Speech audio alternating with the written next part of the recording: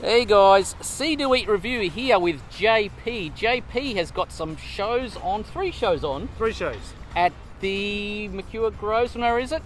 Tell everyone about it, JP. What's the show called? Where's it at? What's the dates? The show's called Normal People with Just People You Don't Know That Well.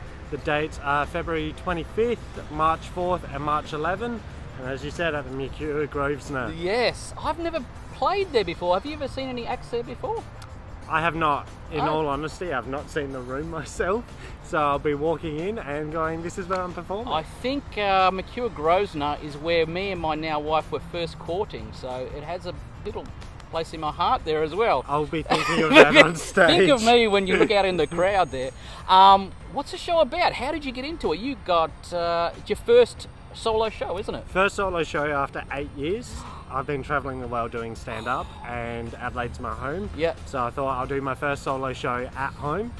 And the show is an endearing show about navigating the first-time fatherhood and the challenges around that. Oh, how old's your young one? Young one's 18 months. Oh my goodness, you're just at the joyful stage now where they're smiling and laughing. Congratulations, Thank by you. the way.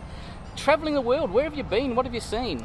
I've been all around the places. Countries I've performed in include Iceland, Switzerland, England, America. How are the crowds in Singapore. Iceland go with humour? Like, there must be different stuff that works with your material and stuff that doesn't work. Did you discover that?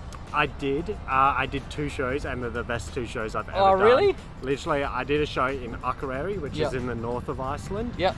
540 people in a farm barn. Wow. And then 3 nights later, I did 3,500 in an outdoor arena. So have you done shows in Australia and you've just done it with a mix of people and then 100%. you've gone out on your own? Yeah. Were you doing them on your own overseas?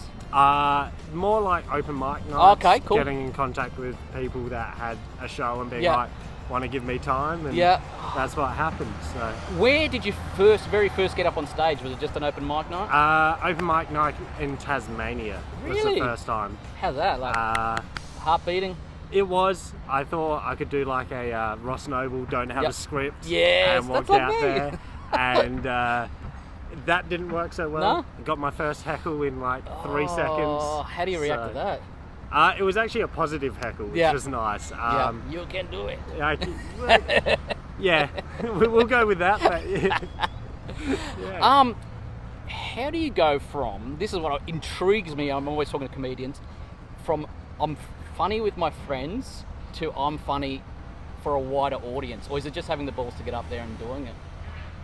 I think it's a bit of having the balls and Yeah. just being able to get up there and Yeah. doing it. But I've been in theatre production since the age of 4. Oh, okay, so you're comfortable? So I was comfortable on stage and I just wanted more attention on myself. Of course. And the only way you can have solo attention is either be a singer, Yes. which I can't sing, Yes. or try and be funny, which I'm attempting to do. Trying to be funny. Well, don't we all try to do that? Anyway, so when you went overseas, were you looking to do comedy overseas, or did you just sort of fall into it and just walking around on holiday, I'm going to try some open mics? That's pretty much it. Really? Yeah. The one I did in Switzerland was on a bus. Really? Yeah, we were See? travelling. If you got drunk people on a bus, that's your crowd, isn't Pretty it? much, Excellent. yeah. Travelling from France to Switzerland. Yep.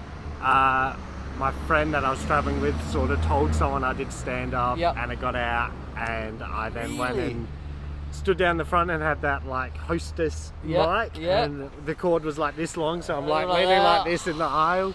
But yeah, it was good fun, good memories. That Not sounds fun. how many people can say they've done stand up on a bus? before, I know. And when you travel in and out of the country, do you write stand-up comedian on your occupation, or? No, not yet. Okay, well, haven't got that far. You wait till your child is 2 years old. You'll be the funniest person alive. That is your best audience. They laugh at everything. I absolutely adore that part of their age.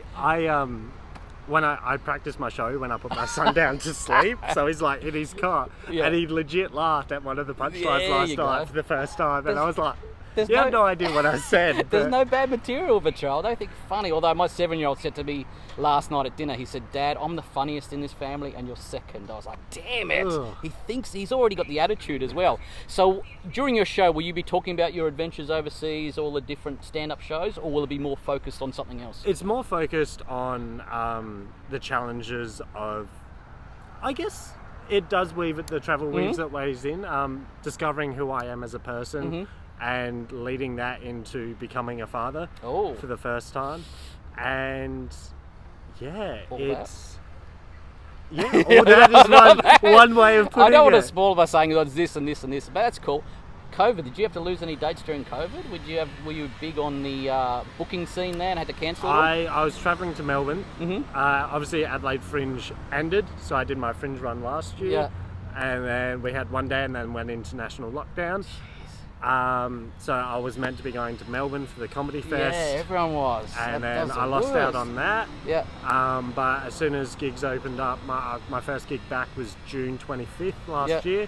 And from that time to the end of the year, I whacked in 52 gigs getting ready for this show. Nice and hard. So you know what's going to work and what's not going to work, most probably. Hopefully, as long as the audience is on side with me. Yes, you'll be good. I'll be all right. Adelaide boy. Adelaide boy. Adelaide boy, guys. Go and support him at the Mercure Grosvenor on those free dates. I'll chuck the things up in my notes down the bottom. My left arm is getting very sore, so I'm going to leave JP to it. Thank you very much. Good luck during the Fringe, buddy. Thanks, mate. Cheers. Enjoy.